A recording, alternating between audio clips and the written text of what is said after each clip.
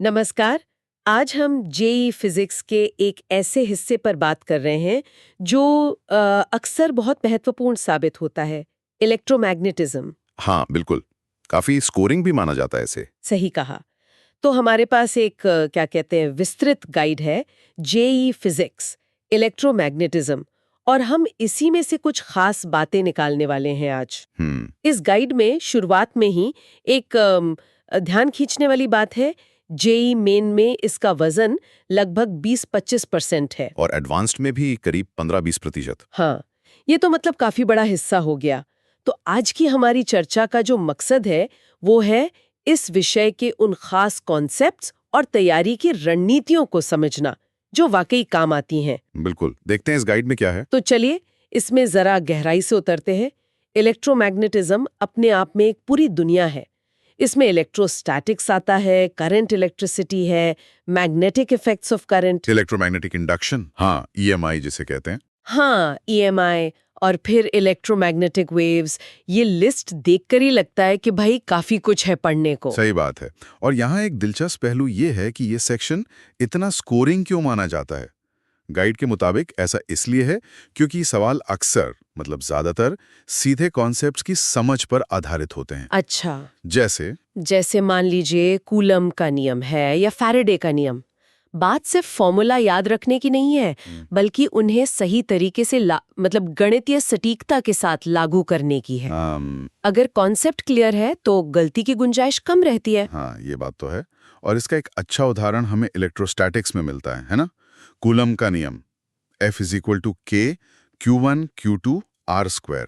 ये बताता है कि दो चार्ज एक दूसरे पर कितनी ताकत लगाते हैं। और कैसे वो दूरी के साथ बदलती है। बिल्कुल।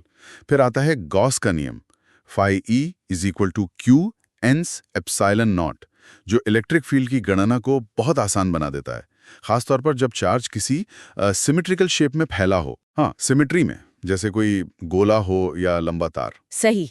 ये बताता है कि किसी बंद सतह से गुजरने वाला कुल इलेक्ट्रिक फ्लक्स उसके अंदर बंद चार्ज पर ही निर्भर करता है। कैलकुलेशंस काफी सरल हो जाती हैं। और फिर है इलेक्ट्रोमैग्नेटिक इंडक्शन, मतलब ईएमआई, जहां फैराडे का नियम मुख्य भूमिका में है, E is equal to minus D phi B D T. हाँ, ये समझाता है कि कैसे बदलता हुआ मैग्नेटिक फ्लक्स एक ईएमएफ, मतलब वोल्टेज पैदा करता है। सीधे शब्दों में कहें तो यही वो धक्का है जो बदलते मैग्नेटिक फील्ड से आता है।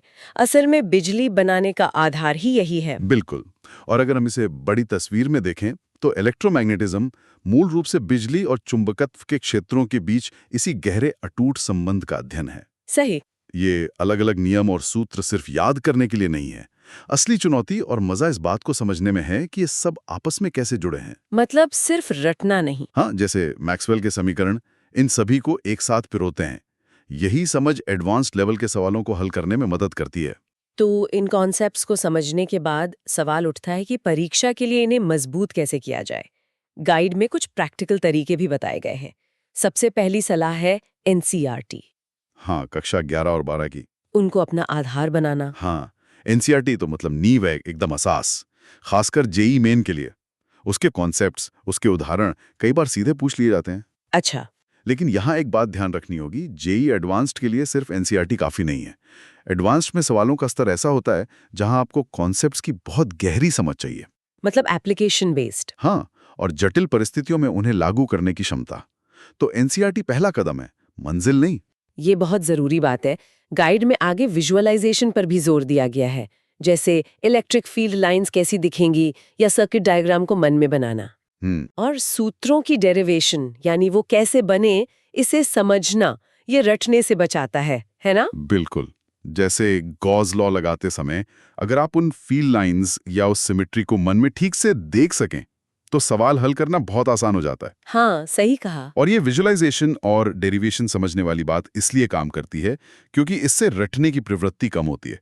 जब आप समझते हैं कि कोई फॉर्मूला कहाँ से आया तो उसे अलग-अलग स्थितियों में लागू करना आसान हो जाता है। जेईई अक्सर जाने पहचाने कॉन्सेप्ट्स को नए अंदाज में पूछता है और वहां यही गहरी समझ काम आती है, रट्टाफिकेशन नहीं। और आखिर में जाहिर है न्यूमेरिकल प्रैक्टिस का महत्व। गाइड में साफ लिखा है पिछले 10 सालों के प्रश्न पत्रों को हल करना, हाँ, और स्टैंडर्ड किताबें जैसे एच.सी. वर्मा या डी.सी. पांडे। उनसे अभ्यास करना। बिल्कुल, ये प्रैक्टिस दो धारी तलवार की तरह काम करती है। एक तरफ इससे फॉर्मूलों का अभ्यास होता है और अलग-अलग तरह के सवालों से परिचय होता है। हाँ, वैरायटी मिलती है। और दूसरी तरफ, जो शायद ज्यादा महत्वपूर्ण है, इससे टाइम मैनेजमेंट का कौशल विकसित होता है। अच्छा, स्पीड और एक्यूरेसी। हाँ, परीक्षा हॉल में सीमित समय में सवालों को सही ढंग से हल करने के लिए यह अभ्यास बहुत जरूरी है। तो कुल मिलाकर इस गाइड से जो मुख्य बातें निकल कर आ रही हैं वो ये है, इलेक्ट्रोमैग्नेटिज्म जेईई भौतिकी का एक बहुत महत्वपूर्ण और स्कोरिंग सेक्शन है। हाँ, इसे हल्के में नहीं ले सकते। बिल्कुल, इसमें सफलता के लिए एनसीईआरटी से बनी मजबूत नींव, कॉन्सेप्ट्स की गहरी समझ, सिर्फ फॉर्मूले नहीं, विजुअलाइजेशन की क्षमता और लगातार न्यूमेरिकल अभ्यास, ये सब बेहद जरूरी है। सही कहा।